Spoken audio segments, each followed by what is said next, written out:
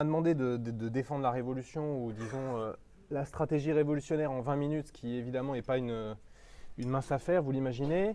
Donc, je vais forcément dire des choses bien évidemment trop générales et je suis à mon avis voué à vous décevoir, mais je vais quand même essayer. Je pense qu'on pourra aller plus loin dans la discussion et plus loin dans des problèmes un peu plus concrets sans doute que ce que je pourrais dire. Je me dis d'ailleurs que la Révolution ayant à ce point mauvaise réputation, j'aurais pu bénéficier du double de temps, mais bon, je ne vais pas abuser, je vais pas abuser de mes 15-20 minutes. Bon, je voudrais commencer par rappeler un bref constat que faisait dès le début des années 80 le regretté Daniel Ben Saïd dans une brochure qui s'appelait Stratégie et parti. Et c'est un constat auquel, à mon avis, les révolutionnaires ne prêtent pas assez d'attention, alors que c'est important parce que ça dit beaucoup de la période historique spécifique dans laquelle nous trouvons et dans laquelle on cherche à agir. Ce constat, c'est celui-ci. Je crois qu'il vaut très bien pour les pays capitalistes dominants, les pays d'Europe notamment. D'une certaine manière, la révolution apparaît sans doute aujourd'hui de plus en plus nécessaire à des milliers de gens, voire à des millions de gens, mais de moins en moins possible. A l'inverse, jusqu'aux années 70, ça a été un peu dit par mes camarades avant, jusqu'aux années 70, on pouvait penser raisonnablement qu'une révolution anticapitaliste était pas si improbable, voire était possible, étant donné notamment la puissance de la gauche, du mouvement ouvrier, etc. Mais cette révolution pouvait aussi sembler moins nécessaire parce que, je l'ai dit, je crois, parce que les sociétés capitalistes paraissaient se diriger lentement mais sûrement vers des sociétés à la fois plus pacifiées et plus égalitaires ou tout du moins moins inégalitaires.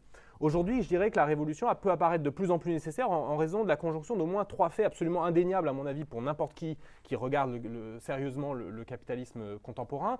D'abord, la montée d'inégalités absolument monstrueuses au niveau national, mais peut-être surtout au niveau mondial. Bon, vous avez sans doute vu une étude d'Oxfam, cette ONG qui publie régulièrement des études sur les inégalités qui montraient qu'une poignée, alors je ne sais plus, 8 individus possédaient autant que la moitié de la population mondiale, c'est-à-dire 3,56 ou 3,6 milliards de personnes.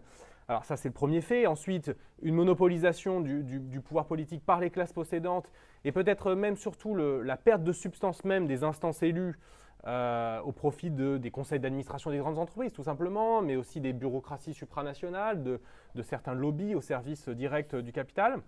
Deuxième fait, à mon avis, indéniable. Et troisième fait, le basculement climatique qui entraîne vers la catastrophe l'humanité tout entière et en premier lieu, d'ailleurs, les classes populaires de ce qu'on appelait autrefois le tiers-monde et qu'on nomme aujourd'hui le Sud global. Mais en même temps, la révolution apparaît de moins en moins possible, en tout cas dans la perception qu'en ont beaucoup de gens, parce que les pouvoirs de l'adversaire, l'adversaire on peut le nommer, l'adversaire il a un visage d'ailleurs, contrairement à la citation fameuse de Hollande qui n'avait pas manqué dans son premier discours de campagne en 2012, il n'a pas manqué de la trahir dès le moment où il s'est retrouvé au palais de l'Élysée, président. Donc l'adversaire, c'est évidemment le capital, mais aussi les États capitalistes, mais aussi plus généralement les classes possédantes. Leur pouvoir aujourd'hui semble illimité et leur domination paraît sans faille. On peut penser par exemple à l'extraordinaire perfectionnement, il faut bien le reconnaître, des systèmes de surveillance et de répression, qui est sans doute la dimension la plus visible et la plus abjecte en réalité de ce pouvoir. On peut penser également au pouvoir exorbitant dont disposent les grands actionnaires des grandes entreprises capitalistes multinationales ou transnationales à l'ère de la mondialisation capitaliste.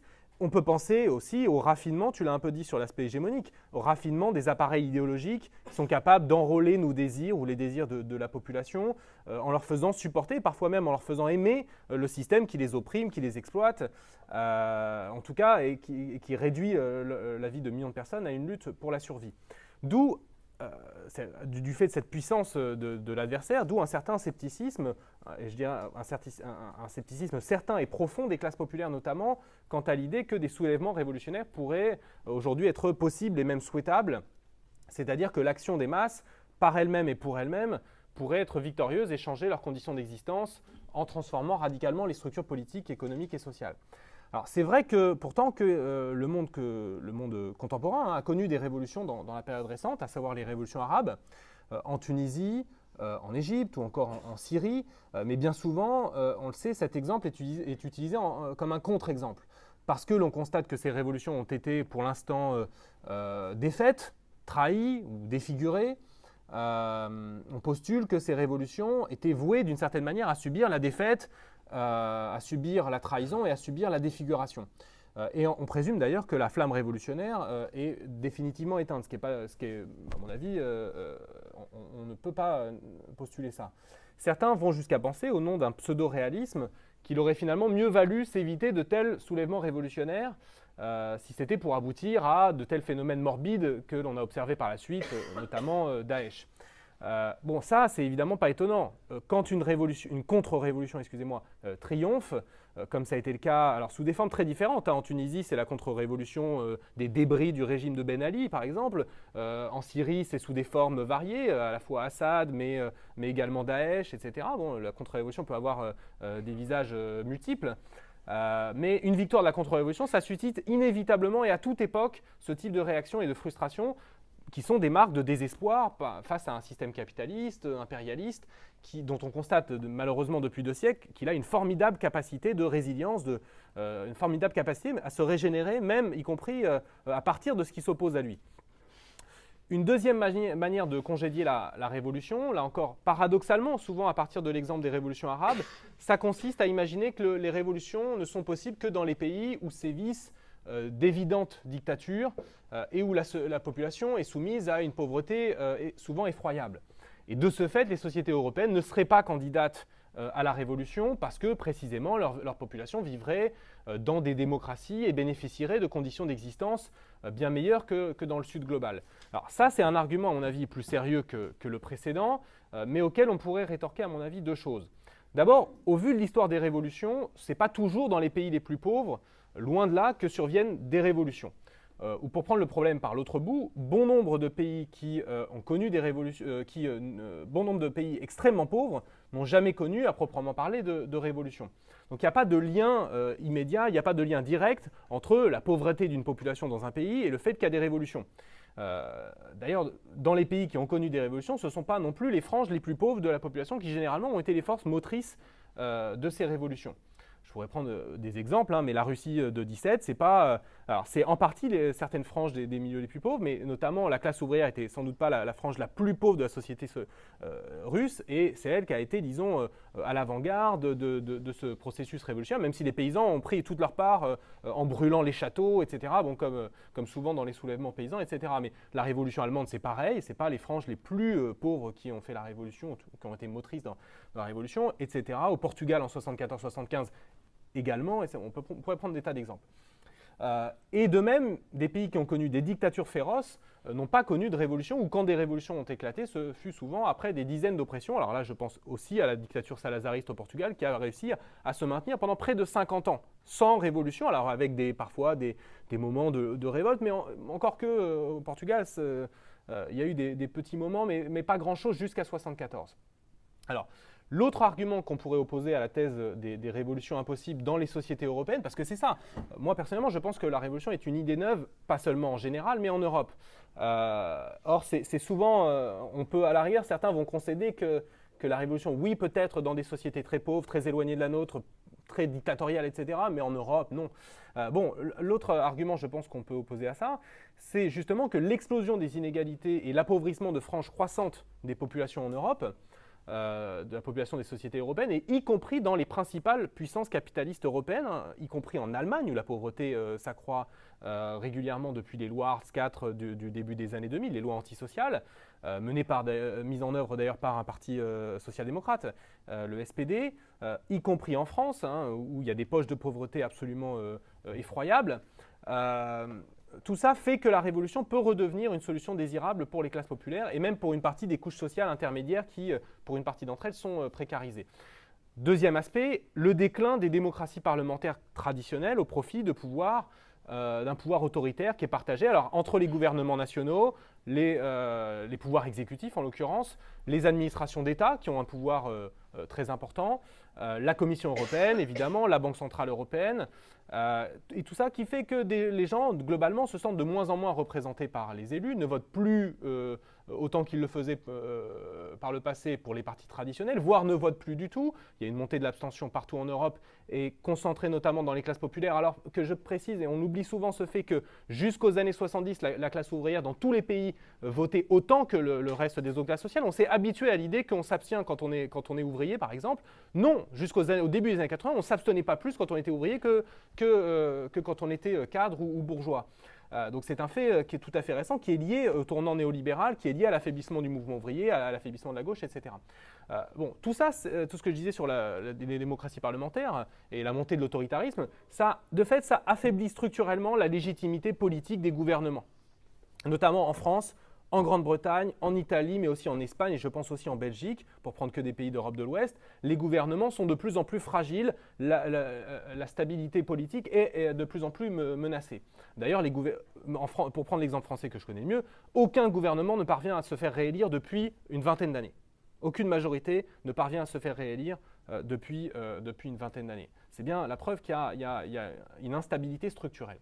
Alors, donc pour ces différentes raisons et d'autres encore, je dirais qu'il y a une actualité de la Révolution, j'ai dit, pas seulement dans les pays du Sud global, mais aussi en Europe. Et je précise tout de suite, actualité de la Révolution, ça ne veut pas dire imminence de la Révolution. La Révolution, elle peut être actuelle en tant que stratégie, mais elle n'est généralement pas imminente. Il n'y a pas à chaque moment une révolution qui attend au coin de la rue. Toute situation historique n'est pas révolutionnaire. Je ne pense pas que la situation historique en France, là, malgré le mouvement contre la loi travail, la nouvelle loi travail, soit révolutionnaire du tout aujourd'hui.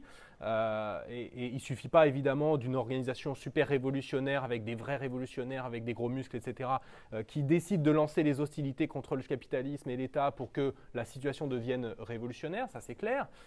Actualité de la Révolution, ça signifie que nous vivons, je le disais, dans une période d'instabilité structurelle dans laquelle non seulement des révolutions, je pense, sont possibles, parce que les fondements de l'ordre établi sur le plan économique et politique sont fragiles, sont fragilisés, mais surtout une période dans laquelle des révolutions sont nécessaires, absolument nécessaires, si l'on souhaite pas seulement un changement radical de société, mais même tout simplement une amélioration réelle, sensible des conditions d'existence de la majorité de la population. Parce que tu l'as dit, dans la période antérieure, celle qui a suivi la Seconde Guerre mondiale et disons jusqu'aux années 70, des concessions réelles ont été obtenues par les classes populaires, par les travailleurs, par les travailleuses. Ça a résulté de la force du mouvement ouvrier, notamment syndical, de l'existence du bloc soviétique, qui constitue un défi politique au monde capitaliste, mais ça dérivait également de facteurs proprement économiques. Il y avait une Europe en phase de reconstruction après-guerre, dans laquelle il y avait des perspectives énormes de profit, avec des taux de croissance et des taux de profit qui étaient absolument énormes, et qui permettaient aux capitalistes à la fois d'empocher des profits énormes et de faire des concessions substantielles aux travailleurs et aux travailleuses. Ce n'est plus le cas. Depuis les années 70, le capitalisme connaît une crise structurelle, pas seulement sur le plan de la stabilité politique, mais sur le plan économique. La conséquence, c'est que pour maintenir leurs profits, les capitalistes sont structurellement obligés, et je dirais obligés, bien sûr, dès qu'ils le peuvent, ils le font, mais ils sont obligés d'une certaine manière, et les gouvernements à leur botte sont obligés, c'est pas seulement parce que c'est des traîtres, c'est pas seulement parce que Tsipras serait un traître, ou Mitterrand était un traître dans les années 80, bon, Mitterrand était un traître, mais quelqu'un qui est passé par Vichy, etc., qui a gouverné pendant la guerre d'Algérie, bon, voilà, c'était quelqu'un qui effectivement n'avait pas une fibre anticapitaliste autre qu'opportuniste, disons. La conséquence, c'est que les capitalistes cherchent partout et sont obligés de chercher à rogner sur les salaires, détruisent une partie importante des droits conquis par les travailleurs au XXe siècle, rabotent, et je pense que vous avez les mêmes exemples en Belgique qu'en France, rabotent les services publics, utilisent l'argent public des impôts, des cotisations sociales, etc., pour non plus améliorer les soins, les systèmes de soins et d'éducation, mais pour servir presque parfois directement les capitalistes à coup d'exonération de cotisations sociales. Alors en France, ça se fait beaucoup pour, soi-disant, résoudre la question de l'emploi, mais ça ne fait rien depuis 20 ans, etc. En d'autres termes, c'est essentiellement la crise du capitalisme et le tournant néolibéral pris par les classes dirigeantes qui remettent à l'ordre du jour la question de la révolution. Et chaque épisode aigu de dépression économique, notamment le moment de dépression généralisée en 2007-2008, montre que face à la crise de leur système, les classes dirigeantes n'ont qu'une réaction, une seule réaction partout et toujours, c'est accélérer la contre-révolution néolibérale, donc aller plus loin dans la destruction méthodiques des conquêtes sociales et politiques qui ont constitué pourtant, en fait, jusqu'à maintenant, les principaux amortisseurs de la crise du capitalisme. Pourquoi le capitalisme ne s'est pas effondré en grande partie dans la deuxième moitié du XXe siècle? Parce qu'il a inventé, en fait, sous la pression des mouvements ouvriers, du mouvement syndical, des amortisseurs sociaux qui font que quand il y a une crise, les gens, en tout cas une grande partie des gens, ne tombent pas immédiatement dans la misère la plus noire, mais bénéficient de certaines allocations, etc. Sans ces amortisseurs-là, la situation devient beaucoup plus rapidement explosive socialement. Donc comme ils sont en train de raboter tout ça, évidemment, la prochaine crise du capitalisme, qui ne manquera pas d'arriver dans très peu de temps, hein, une grande partie des économistes montrent que la situation est extrêmement inflammable, qu'il y a des bulles spéculatives un peu partout. Donc, les capitalistes n'ont pas cessé et ne cessent pas d'approfondir les éléments de crise et d'instabilité de leur propre système. Et d'ailleurs, il y a un marxiste écossais que j'aime beaucoup, qui s'appelle Neil Davidson, qui disait que le néolibéralisme, c'est un agent de l'autodestruction du capitalisme. Et je crois qu'il a raison. En outre, il apparaît de moins en moins crédible que les possédants accepteront la moindre remise en cause de leurs privilèges et la moindre concession à leur programme de destruction sociale. Et même des mouvements de masse, même un mouvement comme celui de 2010 en France contre une réforme des retraites, qui est le plus grand mouvement depuis 68 en termes de nombre. Il y a eu des manifestations monstres de plusieurs millions de personnes pendant 2 mois. Ça n'a obtenu rien alors que Sarkozy était au plus bas de sa popularité. La preuve donc que les classes dirigeantes et leur gouvernement n'accepteront aucune concession, même face à un mouvement social extrêmement puissant. Voilà. Alors donc, si la voie parlementaire est bouchée, ce que je crois, si les mobilisations syndicales traditionnelles, même de masse, même puissantes, ne parviennent pas à obtenir la moindre concession, c'est-à-dire le retrait d'une contre-réforme, c'est même pas un nouvel acquis, hein. Qu'est-ce qui reste sinon la voie révolutionnaire? Alors peut-être le retrait aussi, peut-être on en discutera dans la discussion. Tout le problème, c'est donc de savoir en quoi consiste la voie révolutionnaire et ce qu'elle suppose, c'est-à-dire les tâches qui s'imposent à nous si on veut contribuer à un changement de société. Alors je rappelle juste rapidement, et j'ai plus beaucoup de temps je crois, mais je vais essayer de faire vite. Voilà, bon, donc évidemment je n'y arriverai pas. Petit rappel, les révolutionnaires ne sont opposés ni à des réformes, ni à l'évidence à des formes d'autonomie.